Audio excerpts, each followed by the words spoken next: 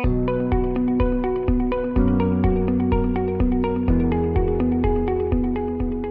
everybody, and welcome to another episode of Outsourcing Oasis. This week, we have David Hemmett. Hey, Charles. Nice to be here again. Yeah, I'm Charles Max Wood from devchat.tv. I'm putting on a whole bunch of remote conferences, so I'll just shout out about that, devchat.tv/conferences. Yeah, that's where you go. Resolve Digital helps build, optimize, and maintain e-commerce, SaaS, and other products built on Ruby on Rails. They can help build new applications from scratch, rescue projects in bad shape, provide ongoing development and maintenance for existing projects, augment your existing team with experienced Rails developers. They also specialize in Solidus and Spree commerce solutions. Go check them out at resolve.digital. So we were talking before, and you mentioned that you've been doing some work on marketing and things like that, and then thinking about the process that small businesses go through and how they decide to grow their team and so when to outsource and all that stuff. That's right. So this has been my year of learning about marketing. I think last year I learned about finances just because of the types of issues that we went through in the company. Right. And so this year it's been a lot of marketing. And one of the things we've been doing in the past month or two is really digging down into who our customers are. We've been running jobs to be done interviews. We've been trying to map everything out. There's actually, I'll shout out about it at the end, but there's a cool product I found called Concept Board. And we're just trying to map everything out and really understand, the segments that we serve at Blue Coding, who our clients are, why they hire us, and what's going on. And at Blue Coding, we're helping other companies hire developers. And one of the segments that we found out that we're best able to serve is I'd call them micro bootstrap startups. So really small bootstrap startups. They usually have between 1 and 5 employees, including the founder. And they are in different parts of their journey. Some are just starting out. Some have been, they've been around for a few years. They're doing quite well, but they just have a small team. Right. And we get approached a lot by these companies when they're looking to hire developers. And so we were trying to figure out why. We talked to a good number of them, and we were mapping out the customer journey that they go through. And so I thought it might be interesting to just talk, from our perspective. We worked with a lot of these companies. Why small companies decide to hire a developer or another company to build their product, when that happens, what challenges they face, what the pitfalls are, how they can do that better. Yeah, it makes sense. And it's interesting we're talking about this because I've got a couple of projects going myself, and, I've outsourced some of the work on that. I mean, I could build it myself, but I've got a bunch of other stuff going on. And so if I want to make any progress, I have to bring other people in. And so, it's, do I hire somebody myself, somebody local, or, do I look near shore or offshore because it's cheaper, and I can usually get just as talented people, and, but then there's time zone issues and things like that. Yeah, it's so what's the process that you're finding people going through? Because I kind of know what I've been through, but I don't know if I'm normal. Right. So I think that there's a first stage of the process, which is a place where we can't really help people all that much, which is when they're just starting out with their concepts, right? So they've got an idea, and they kind of want to build a product out. And I'd like to put this in 2 categories. Sometimes it's a small team or just an individual with the ability to make the product himself. Right. So somebody with a technical skill, and then there's somebody with a business skill who has a tech idea.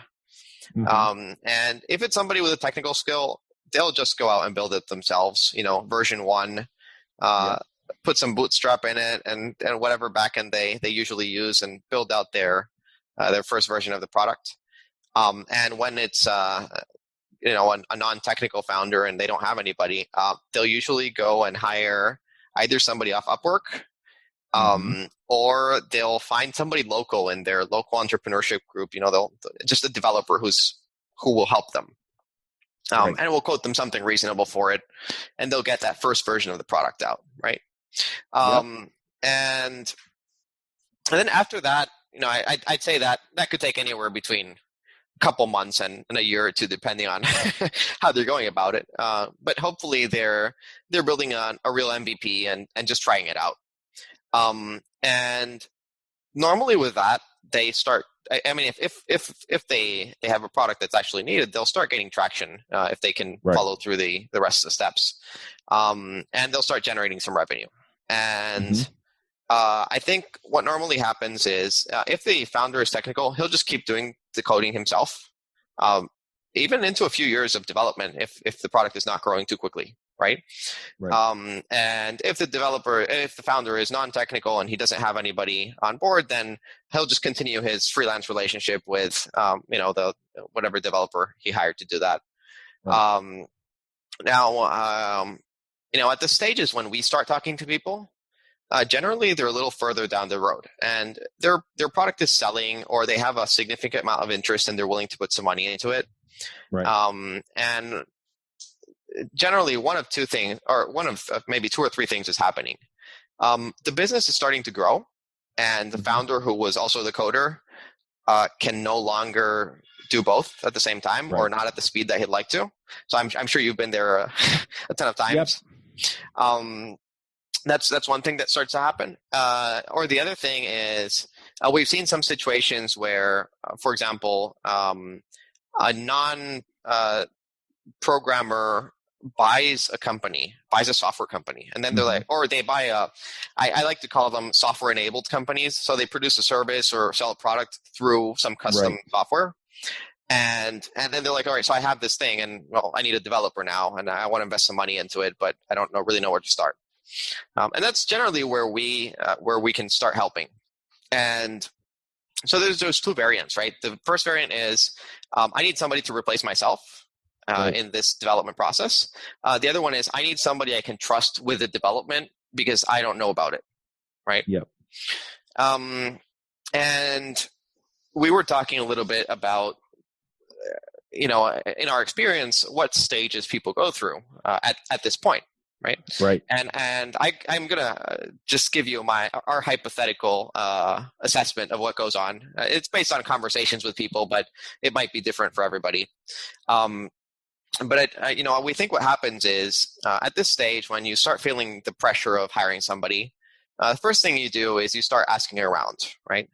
And if you are a small company, you generally don't have someone inside the company that you can ask, and so you start asking your friends, and those might be other founders. Or you start asking the internet, which is the other option, right? People are in Slack groups. They look up stuff in Quora. And the questions they're asking themselves might be different depending on whether you're a developer or you're not. So if you're not a developer, you'll be asking things like, well, how do I how do I know that I'm hiring the right person? When you are a developer, it's more like, what rates should I be expecting to pay? Where are the right places to find somebody? Generally, a job posting will go up on their site, in the careers page, and potentially some social media posts will go out. But at this stage, they're still doing some research, right? And I think that piece of research, that's important, especially for the non-technical founder. Just it's more difficult because it's like asking me to hire an architect. I wouldn't know where to start. I'm like, well, show me your work. Does it look good? That's all I can ask them. So I need to do a lot of research before I can figure it out. And after that, then there's a process of, well, we have some options here to hire people. And so these options are, well, I found out about Upwork. I probably know about TopDAO, maybe Blue Coding. I've been recommended to different developers by my friends. That's another option that comes in. And then, well, now you're going to have some CVs coming in potentially, and there's a vetting process that needs to happen. Now, if you're when it's a technical founder, they generally they're always going to do a vetting process themselves. Right. They might not want to do the full thing themselves. So that's like one of the steps that we identified as our clients finding valuable is if we hand them developers that are already vetted, it's much easier for them, right? Yeah. And that's especially true of the non-technical founders or owners where they just don't have the ability to do it themselves. So they either rely on us or they have to hire somebody else to vet the developer. And we've heard of mixed experiences. We've heard of people going on Upwork and just trying to figure out through conversations and asking them about what products they built, whether or not this person is a good fit. Sometimes there's okay results. Sometimes there's not. Yeah. I had, when I was freelance, I had a client that he wound up hiring me, and then he wound up giving me enough work to where I needed to hire somebody else. Right. And so what wound up happening was I went and I found somebody on Upwork that I vetted and figured out. And when I hired this guy, my client came back to me and said, "Oh, well, we looked at him," right? Because he knew basically where I'd found him was on Upwork. He's like, "But we didn't have any way of knowing, right, if he was any good." And I'm like, "Yeah, well, that's why I hired him and you didn't." But it's a pretty common thing, I think, for a lot of the non-technical folks is it's like, yeah, how do I even know? And even I have a friend of mine that bought a company, and he's a developer, right? And so he bought this company, and their whole back end was written in Ruby on Rails. Well, his experience with backends is either Node.js or C#. And so, same thing, right? Is he calls me up and he's like, "Can you vet this guy for me?" Because he had no way of knowing, right, what to talk about with this guy beyond general coding practices to figure out if he knew Rails or not. Yeah. So that's like one of the things that we've identified as being key in this process, especially for this segment is, you have two groups. The group of people who can do it but don't want to because they're busy. Right. The truth is, if you get 10 resumes, it's going to be a pain to vet 10 people. And so you try to filter them out initially. And, well, let's pick these 3 and they look good. But you still have to run 3 2-hour interviews eventually. And so, our thing is, well, here, have 2 developers. They've already been through a vetting process. You can count on them being good, and you're free to have a technical interview with them too. Right. But it's not necessary at this point. And then for the non-technical founders, that's just essential because otherwise they're flying blind. And so that's the next step. And so we see during this process, there's a few things that happen that just looking at CVs process, right? One thing that we see happen is companies will find one candidate and they like him. But they want to see other candidates because they need a point of reference, right? Right. So that's like one of the things we've identified, and we said, well, we need to show people more than one candidate so that this works out. And then depending on the avenues that or the channels that they're searching through, they might be happier with some than others. So we find that there is a strong preference for people that have been referred to you that are local. Like if you can find somebody local that can come to your office and have some tea with you or whatever and have a conversation, that's something that people prefer. That said, they are generally willing to hire the right person that comes in first. And so if TopTal sent me a really good guy and I compared him to the other 2 I received, and that's just the best, I'll just end up hiring him probably. Yep. So that's like the second stage. There's a hiring decision to be made there, and that's where the whole, well, how much do I pay this person? What are the terms of our engagement? And that's, it's strange because a lot of these things, they're cyclical, and so oftentimes we'll start a conversation with somebody and they'll say, yeah, we're looking for somebody for a short-term project. And then after a while, they'll think about it and say, we've decided we actually want this to be a full-time, long-term thing. Right. As they go through this process of thinking about the options, seeing what's out there, seeing how difficult it is to hire or not, they might change the requirements. Their budget might change along the way. And then, well, you need to negotiate. You need to negotiate a salary of some sort with the developer. Decide if he's going to be an employee or not. That's going to depend in large part on how you're hiring him. Is it through a company? Is it directly? Is it on Upwork? Figure out the logistics. Yeah. So that's the initial part, and you need to do that well. But I think the difficult part of having a successful relationship actually comes after that. And I was having a conversation with one of our previous clients yesterday, and we were talking about him bringing on a new developer, and we were having a conversation about what does a proper onboarding process look like, right? And for the situation, and so I think it's going to be a little bit different for every company, and it's going to be different depending on whether there's somebody technical on board already or not. But you need to lay out a process, and that process needs to include getting the developer, whether he's an employee or a contractor, to know what the company does, right? And to really understand, how the company provides value, where it's going. You don't want a code monkey, and so you don't want somebody who will just come in and do exactly what you say and not think about why. You want people that can understand where this is going, and all of this is part of building the context awareness, I think is what we called it in one of the previous episodes. Just understanding, what's going on, and so that's something I like. And it's let's just give them a little tour of what we do. Let's show them some of our clients. Let's talk about why this was built in this way, and then there's also a technical side to it. If you have, as a technical founder, the ability to give them a technical rundown of what the product is, well, that's great. And that's, maybe that's something that happens in the first week of the engagement.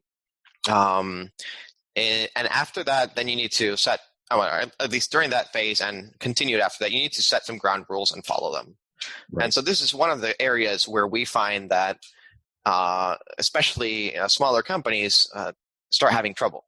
And when I say they start having trouble, it's because suppose they've done a good job of finding the right developer, and he's somebody who fits in culturally with the company.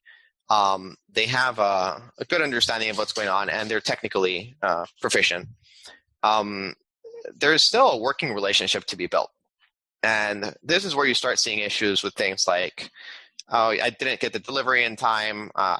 We're not communicating correctly. We're not working the expected hours. And these are all things that they need to be talked about, even if they seem, pretty obvious. And I will say, Charles, that if you have an amazing developer, you can get away with not talking about a lot of these things because you just don't care, right? Yeah. And so if your developer is amazing and you're getting the results you want, like, you won't ask him when he's working or why, or you're never going to question anything related to that. But relationships aren't always perfect, and so I think there needs to be a level of understanding and comfort between both parties. Because when it's good, it's good.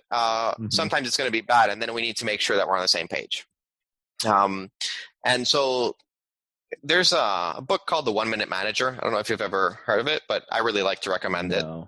And The 1 Minute Manager, it's a very simple 70-page or something management book, and it has like two basic concepts. Actually, three basic concepts. One is be very clear about the expectations. That's the first one. The second is when somebody does something well, give positive feedback quickly. And then when somebody does something that's wrong or that you didn't expect, give negative feedback quickly. And the way they put it is, imagine you're bowling, right? But there's a sheet on top of the pins, and so you're throwing the bowling ball, and you can't really see what's going on. Right. And so when you have the expectations and then give the feedback, remove the pin, you can suddenly see the person immediately sees what the issues are and can correct them or not. So we find that that stage after is where a lot of work needs to be done, and we've seen relationships that look like good fits in the beginning, and then after 3 months, we get, oh, this is not working out. And we're asking around, then it's usually simple stuff. It's, we don't have good communication. Well, why don't you have well, we're not meeting, and why aren't they meeting? Right. Well, because one of them didn't find the meeting was that important, and Mhm. and sometimes this happens 6 months down the line, sometimes this happens a year down the line, and so it's important to just set some basics in place to make sure that stuff doesn't happen. I was talking to our team a little bit earlier about kind of putting a playbook together and of how to find the developer, how to interview a developer, and then how to onboard a developer and how to keep them on the team. And I think it's a lot of these things are, if you're in a large organization, they've been figured out. Right. Right, at some point, right? Somebody put in some rules. Meetings are mandatory. Nobody knows why they happen, why they need to be there, but they're mandatory. Right. And the fact that they happen solves a lot of problems. Right. We'll have quarterly goals and review and performance reviews and so on. And the truth is, a lot of that stuff has been established over time because it was necessary. And at this point in time, we might not know, what the specific situation was back then, but many of those formalities kind of protect you from falling astray, so to speak. And so we were thinking of putting together this guide just to say, this is how we do it. You can adapt it, and then it's probably a good starting point if you don't have any other processes in place. Yep. Yeah, it makes sense. I mean, a lot of this really just does come down to understanding the process, making sure that the communication's happening. And you're also right in the sense that I've found that, if, how do I put it? If the expectations are kind of set, then things work out. And if you have a good developer in there that kind of follows the process, then a lot of the communication doesn't necessarily have to happen up front because things kind of go the way people expected them to in the first place. Yeah. Well, one of the there's another element to it. Part of it is setting the expectations, and I think setting the expectations is a really important element. I agree. There is the fact that you might just be hiring the wrong person for the wrong position, right? Yep. And so that's another thing that I see smaller companies have trouble with, and I include myself in there. We've done this a few times where we think we need somebody for this position that has these qualities. We hire them, and they're like, it's not working. What's going on? And there's a little framework that I've come across in different books and with different descriptions, but it's the same basic framework. And the first thing is find the person that has the right I don't know, I'd like to say values for your company, and that's kind of shares. Find somebody who shares some of the most important things that you need. So maybe for our company, for example, it's adapting quickly, learning quickly. We want somebody who works hard. We want somebody who's honest. But for us, delivering value is key, right? So you can have somebody who can do all the other things, but if they don't deliver, then it's just not going to fit in because we're not out there chasing people on our team to deliver. And so once you have those, that's great, but then you have to put them in the right position. And the right position, whether or not it's a good fit, is kind of defined by three things. The first thing is, do they get it, right? So do they understand the role that they're supposed to be in? Do they understand, how far that role goes and what they're trying to achieve in that position? And I think that's often not even clear to the person hiring, and that's a challenge. Right. I want to hire a marketing person. What does that mean? What is their what am I expecting from them? Am I expecting them to bring in all the leads? Am I expecting them to guide me in the right direction? Am I expecting them to run email marketing campaigns? And so, part of that process before you hire is really defining, if I need to hire my first developer, what is his role going to be? Where is my role going to stop, and where is his going to start? Am I still going to be involved in the code reviews, or is he in charge of everything? Am I going to be making decisions in terms of where the product goes and designing the roadmap, or is that going to be this new developer's job? And especially in a small team, you don't have that figured out yet. You don't have a team lead, and you don't have all these other roles that are support roles. And so, figure out what the role exactly is, and then make sure that they get it. And when I say get it, this is often a conversation that you need to have with a person before you hire them. And I've personally committed the mistake of hearing from somebody that's not what I'm interested in, and still hiring them, and then finding out that they actually weren't interested in it. And so once they get it, you need to make sure that they want it. And you can, Charles, you might be the perfect fit for getting something done, but if you're not interested in doing it, it's not going to work out. So Right. First thing, get it. Second, do they want it? And the third, can they do it? That just comes down to skills, right? Do they have the right technical ability? Do they have the right communication skills? Do they have any other skills that they need? And if you don't have all three of those, it's just not going to work out. Yep. And so those are the three things you look at when somebody is not performing at their job. You look at them and say, so what's going on? Do they not get it? Maybe we can correct that. Do they not want it? That's tougher to correct. You might be able to encourage them. But if they can't do it, well, then you just need somebody else for the job, unfortunately. Yep. Yeah. So yeah, those are some of the, those are some of the things we've come across. I don't know if you want to dive a little bit more into, where people search for developers and how that works. Yeah, I want to talk for a minute though, just about some of these ideas you were just bringing up. Of course. The interest and the capability. It's really interesting to me how often somebody is capable of doing it. They are, or they should be motivated by getting paid to do it, and just, if they're not interested in it, if it's not interesting, it's not fun, it's not whatever, it's not something they really want to do, there is nothing you can do to get them to do it, right? Yeah. Or it's just always an uphill battle. Yeah. And that's kind of what you want to avoid, because that's what makes you really unhappy in the long run, having to fight an uphill battle with your team all the time about whatever. Yep. Early in my career, I figured out which jobs were worth working at and which ones weren't, mostly by trial and error. I created a system that I used to find jobs and later contracts as a freelancer. If you're looking for a job or trying to figure out where you should go next, then check out my book, The Max Coder's Guide to Finding Your Dream Developer Job. The book walks you through figuring out what you want, vetting companies that meet your criteria, meeting that company's employees, and getting them to recommend you for a job. Don't settle for whoever has listed their job on the job board. Go out and proactively find the job you'll love. Buy the book at devchat.tv/jobbook. That's devchat.tv/jobbook.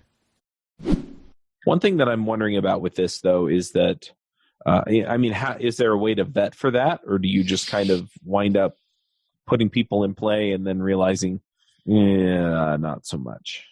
I think there is, to a certain extent. Right. But it's tough, and it requires a lot of homework to be done beforehand. So let's think about this situation where, you and I have a company.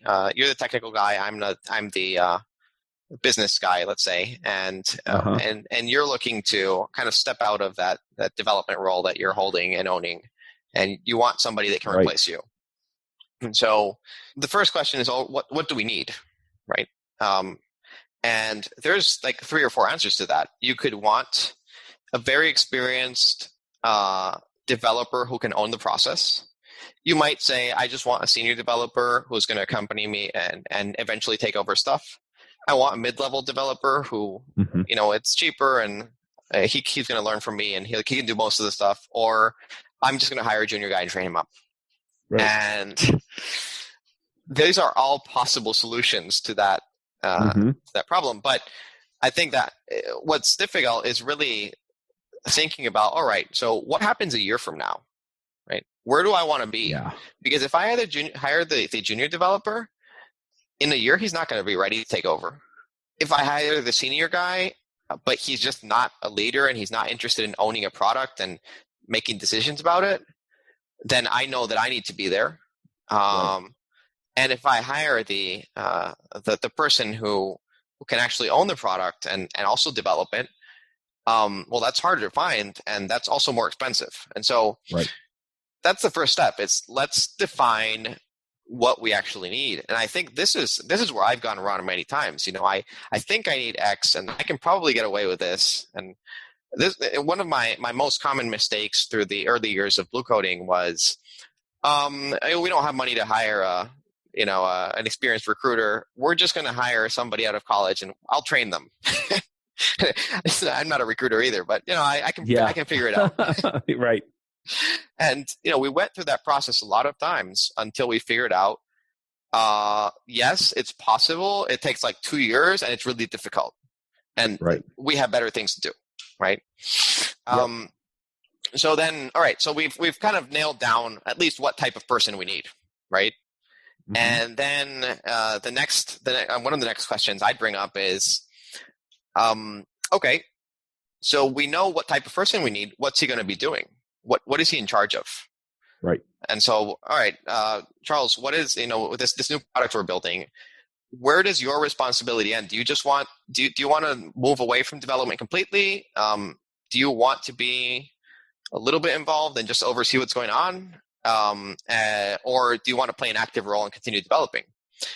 And you might answer one or the other, but you might even change your mind along the way and when the person comes in. Because there's always that, what do you call it? The after purchase guilt or whatever it is. What do you call that? Buyer's remorse. Buyer's remorse. Thank you.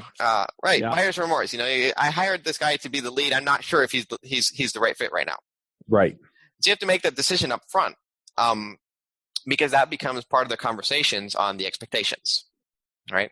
Yep. And you need to make a fairly firm decision. It's not that you can't change your mind, but it's going to work out better if you can keep a firm decision and then hire based on it. Right. All right. So now we know what type of person we need and what the expectations we have are. Mm-hmm. Now we need to really nail down what skills he needs. And that's not super easy always. We can start off with our understanding of what the expectations are. If we're a developer, if we're not, that's even more difficult. I know my product is on Rails. That's something I hear a lot. Well, it's built on Rails, and we're hosted like on AWS or something, and so. Right. And so, and if you're technical, well, you might know that there's a heavy emphasis on a certain framework or gem that we're using, and there's a bunch of custom stuff, and you might know that this is somebody who needs to have a good understanding of databases just because of the type of product. And that's for the technical side. And so you really need to define that and write a job post. I encourage any hire for anything to write a little job post because it will clear your mind on what you want. It's not so much for the person you're hiring, it's for you to figure it out. And then, well, what are the other skills that we need? Because there are other skills, right? Do we need somebody who is able to negotiate with our vendors? Do we need somebody who is able to make decisions on the product roadmap and which direction it's going to go? And this kind of comes from our expectations, right? But we need to bring those expectations and say, all right, for somebody to accomplish this, what are those skills? And you put all of that in, I guess you could put all of that in a extended job post that is internal. Mm-hmm. Right? And then you can write down, by now I know what the red flags are. So you want to have a really good idea of what you want. And then you're going to go out and find people and, find them through the different channels. But you need to figure out if those people match that job description. And I think there's two extremes. We were having a conversation recently with the sales team, and they said, we don't want to work with startups all that much, especially well-funded startups, because they all think they are way too cool. There's only, 3 developers out there that are good enough for them. And the truth is, that's going to be really, hiring according to very specific expectations is very difficult. Mm-hmm. So if you're looking for only people from these 3 schools and who have worked at companies X, Y, and Z, you're going to have a bad time hiring unless you have a big name. Right. And so, yeah. so we have these expectations, and we have this document, and we're going to go out there and find people that we're hoping match these. And then it becomes kind of a negotiating process with yourself, right? You're going to go through interviews, and this person, I really liked him, but he doesn't have all the years of experience I'd like. This person is a little bit more experienced, but we're not sure if she has that one element of that will make him fit in our company culture. Right. And then you have to sit down with these, and you have to kind of match them up and see which one fits better. But going back to the initial question, how do we vet for these things? I find that the conversation is like the most important part of it.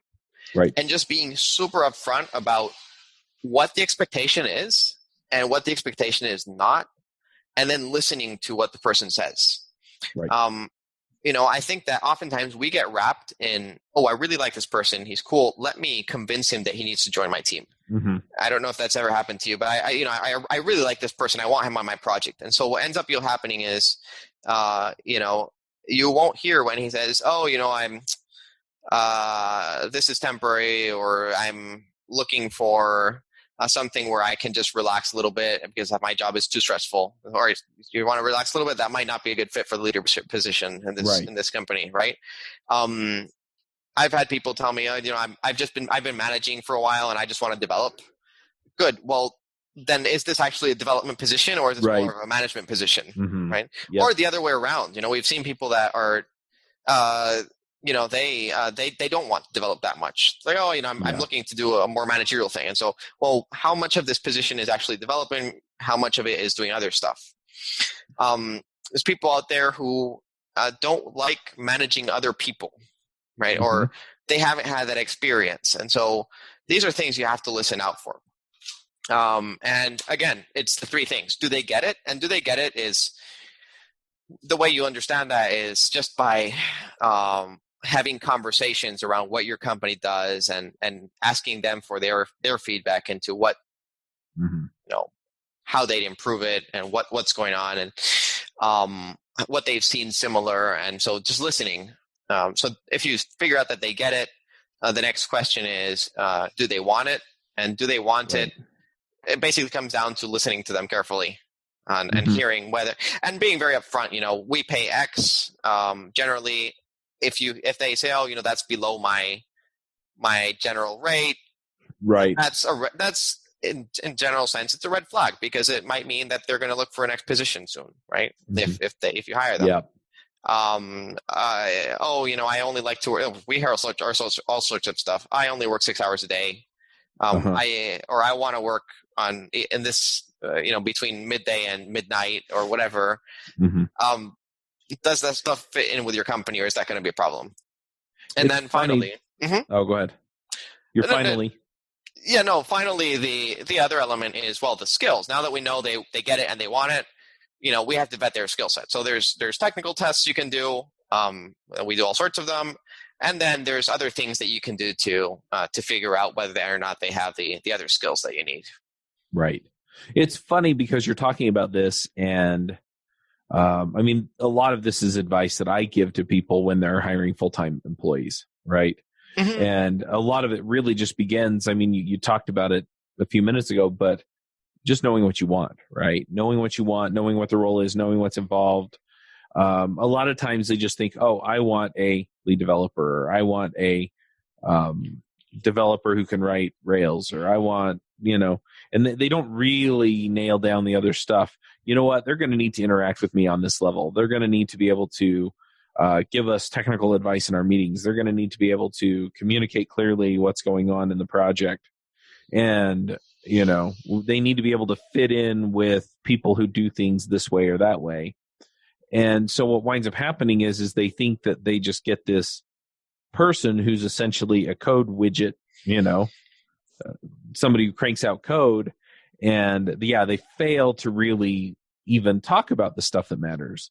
And so, once okay, this is who we want to hire, like not Joe down the road, but, we want to hire a person who, is going to act and interact a lot like this.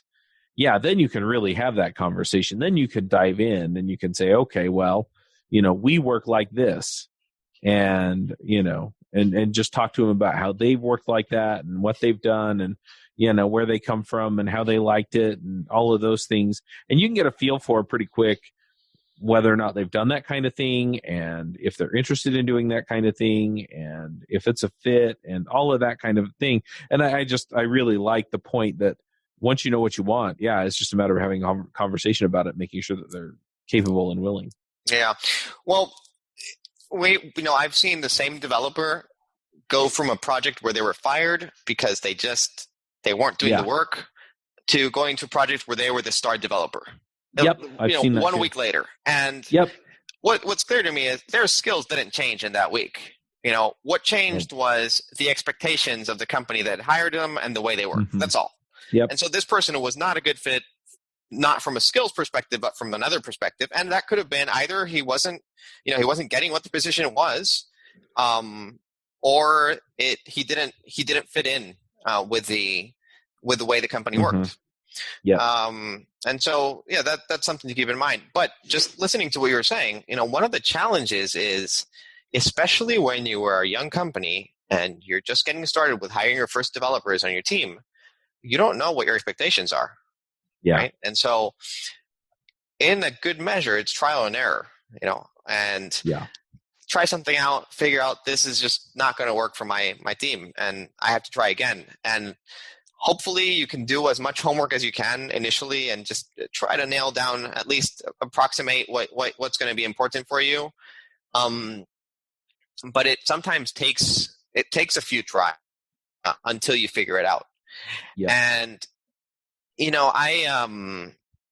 I remember when I was applying for my first coding jobs a long time ago, you'd get, I would apply for a job where I seemed like, I think I can apply for this. I look like a good fit. And I get an email back and say, hey, thank you for your application, but we don't think you're a good fit. I was like, wait a minute. You haven't spoken to me. You don't.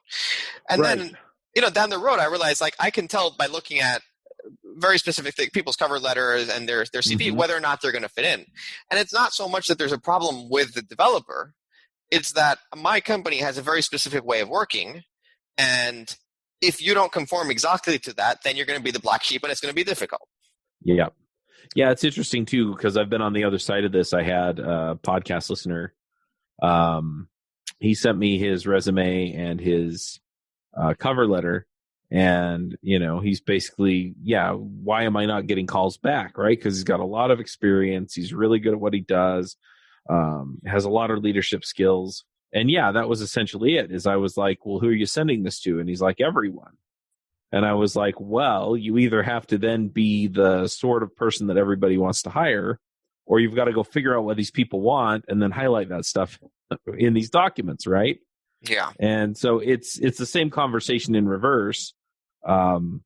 Is if you spend a little bit of time vetting, you may figure out I shouldn't even apply here, or you may figure out I'm going to apply here, but I'm going to highlight these areas of who I am because they're parts of myself that I am happy to, work with or, have shine in this company, and, they're going to want to see it. Mm-hmm. Mm-hmm. That said, companies sometimes have crazy policies that they've established over time. And I'm not saying crazy in a bad way. I'm just saying crazy and unexpected, but that they've figured out work for them.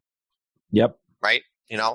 And that sometimes there are things that aren't obvious and from an outsider's perspective, unless you were in the conversation where that policy was decided, it's difficult to figure out. There's a developer group that I follow in the Dominican Republic, and there was a question somebody posted. And I said, when saying to a job that says U.S. only, but you live outside the U.S., what do you do? Do you not put your address? And then we're like, look, you just don't apply because there's a reason why there's a U.S. only policy, and that's one of the easier ones to figure out, right? And the reasons can be, they're working with sensitive information. They can't leave the U.S. for legal reasons. Mm-hmm. That's one. They might not want to deal with tax issues.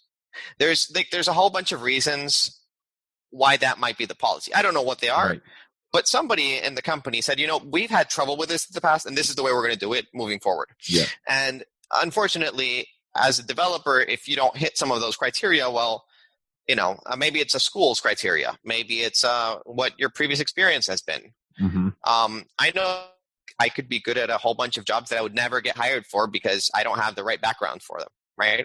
Right. And I might be a great fit, but that's, the way that they've decided to filter out is, well, we know this group tends to be good for this position and this group tends to historically not be. And so let's work based on that. Yeah. And I think those things. Yeah. One thing I will add to that, though, is like the U.S. only policy, for example, right? Is if you can make contact with somebody in the company and find out why, a lot of times you can, maybe you can talk your way around that, right? Yeah. Maybe it turns out that, oh, well, it's U.S. only because, we just don't know how to pay people outside the U.S. Yeah. And maybe you know how to make that work. And so then it's like, well, just pay me through PayPal or pay me through this other system, or I'll set up a company in the US with a bank account that I can access, or, yeah. Right. Yeah. And so you find that out and you make it, so, you can mitigate some of that. But yeah, I mean, one way or the other, you have to do a bit of homework going both ways. Yeah. There was a recent tweet from a developer on Twitter. I don't remember her name, but she was saying, I applied to about 250 positions before I got my first job offer. Mm-hmm. I thought about that. I said, that's crazy. That's like there's something definitely broken in the system where you have to apply to 250 positions, because it's not just like clicking a button, right? It's that companies expect you to learn about them, to write a cover letter that addresses their specific position. But if you went on Career Builder and send, is that 250? Or are you doing what you're talking about, right? Right. What I'm saying is, the expectation on the company side is, I want to receive, I want to receive CVs that are tailored to me. Yep. Essentially, and I want a cover letter that addresses why this person is a good fit for my position. And I'm not considering that they're applying to 200 other positions because that's what it takes to get their first job. Yep, true. But, and as a developer, oftentimes it's, or on the candidate side, finding out about the position when you can't get on the phone with somebody because there's we just send this your CV policy. It's difficult, it's difficult to figure out what the company needs. And so bringing that back to what we're trying to, what our topic here is, well, let's make that stuff accessible then. Let's make it easy for people 100%. To figure out. Let's make it easier for people to figure out whether or not they're a good fit, and let's write some really good job descriptions that define what we value and what we don't, and what this person is actually going to be doing. Yep, 100%. Well, we're kind of toward the end of the time. I think we probably have another episode in us to, kind of wrap up the rest of this conversation. But I think there's a lot of actionable stuff here too. I mean, just boiling it down to knowing what you need, finding an expert to help you vet people if you can't, and then just making the information about what you're trying to do accessible and who you want to hire to do it accessible so that people can self-select. A lot of people go with the standard HR formatted job listing on a job board. And the problem is that you're not actually selecting for the parts that matter beyond the technical skills. Yeah, that's right. And writing a good job description, it takes a long time. Like I get it, and it takes practice. I ask our clients to write us job descriptions all the time. If I don't get them, if I don't get their company and I don't get what they want, and I feel like they haven't thought about it well, I'll say, look, can you please write up one page on what you want from this person? And it doesn't need to be in a job format description. Just write it for me, and I'll figure out how to convert that into job. But the writing it down forces you to think about it. Yeah, absolutely. So I have 3 picks that I've come up with during our conversation. I'll share them if that's okay with you. Yeah. So one was the 1 Minute Manager. It's this book. I really like it. I think they have a new version. It's called the Revised 1 Minute Manager. Same thing. Yeah. It's like 70 pages. It has big letters. You can read it in a day. And it's common logic, but I think it's just like the basics that you need to do to be able to manage any team. Second is Concept Board. This is a tool I came across recently because I was trying to figure out how to map all my ideas, and I didn't have a whiteboard because I'm working from home. And so a Concept Board is pretty cool. They have a free version that lets you use up to 100 objects, which is a bunch. And it's essentially just a big whiteboard. You can Post-its on it and draw lines on it and text on it. And but it's large enough to fit a whole bunch of stuff in. And so what I'm using it for is to put together all of my marketing thoughts and all of the segments and people we can serve and jobs to be done information, and just tie it all in there. And that way I have one place to go to when I need this information. And the third is a book called Traction. I downloaded. I have Audible. I've been paying for it and not using it because I was stuck on a book called This Is Marketing, which I decided I wasn't going to finish. Yeah, that's the Gino Wickman book, right? Yes, that is. Traction is, yes. And I was like, oh, well, maybe I'm just stuck on this book. Let me move on to another book, and maybe I'll start using Audible again. And I think I went through most of it in like 2 days. And it's just a bunch of basic concepts, a lot of which we already do, but they've given it a name and a structure. And it's did you ever hear of that book? Was it the EMyth Revisited? Yep. The way I see Traction is like, this is the advanced version of that. I mean, once you've read the EMyth and you've figured out like the basics, Traction is a good second step. And if you're running a small business and need to put some structure around it and understand what you're doing and where you're going, it's a really good book. Yeah, I really like Traction. The way that I see it, I mean, EMyth kind of paints the big ideas for you. It's like, this is the role you're playing in the company. Are you the manager? Are you the technician or anyway, there were 3 different roles that he talks about in EMyth. And then, hit the entrepreneurial operating system, I think is what he calls it, EOS. Yes. In Traction, he gets down into here are the stages you're going to go through, and here are the steps you need to take in order to get through it. And so it's a lot more actionable. There's another book, and I'm trying to remember what it's called. Just give me a minute. But it talks a lot about, I think it might have been Ready, Fire, Aim. You write that down. But yeah, it's Ready, Fire, Aim. So this one kind of splits the difference, I think, between the two. It's got a lot of actionable stuff too. But what it does is it walks you through, when you're starting your company, here's the baseline stuff that you need to figure out, right? And so you need to figure out your sales process. You need to figure out, basically how to sell your product. And then once you have that, then you start figuring out, now how do I magnify that? And the whole idea is walking you from being a small company to becoming a $1 million company or a multi-million-dollar company. And it's terrific. It's by Michael Masterson. Okay. And, really, really dig that.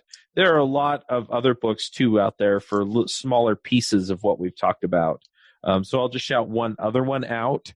Now I will preface this one by saying that I don't love everything in this book, but I believe firmly in finding a process, even if it's not a perfect process, and then refining the pieces of it, right? So I kind of started with what they outline in this book, and then I've kind of moved in my hiring process. I've kind of settled into some other stuff. But I use a lot of the pieces. It's called Who, and it just walks you through the process of actually hiring a person. And so they walk you through, calling references and doing phone screenings and what to ask and, how to analyze a resume and stuff like that. And so if you need a place to start on this stuff because you're not familiar with it, it's a great way to go. And then, kind of move from there into, I've heard about some of these other concepts. And so when I do the interview, I'm not going to follow their exact process. I'm going to ask about these 1 or 2 other areas as well. And yeah, terrific stuff. So Yeah. anyway, I'll put a link to that in as well. What is that book called again? It's called Who? Who? Okay. Yeah, I'll get a link into the chat for you here. There is one last thing I mentioned. I was talking about jobs to be done. It's a concept I liked a lot and just helped me refine my ideas on what we should be selling into who. And there's a book called When Coffee and Kale Compete by Alan Clement. And it's you can download it for free as a PDF or you can buy it on Amazon. And it's a really good intro into jobs to be done in case you're interested. Huh. Coffee and kale compete. Become great at making products people will buy. Interesting. All right, cool. I'll have to check that one out too. Well, it's been great talking to you as usual. And I guess we'll be checking in next week. Yep. We'll schedule another one and we'll dive in some more. Also, if somebody's listening to this and you have experience with outsourcing, either being the person hiring or the person being outsourced to, we'd love to hear from you and maybe even have you on the show as a guest. So let us know. Yeah. Well, thanks a lot. Have a good week. Yep. You too. Bandwidth for this segment is provided by CacheFly, the world's fastest CDN. Deliver your content fast with CacheFly. Visit CACHEFLY.com to learn more.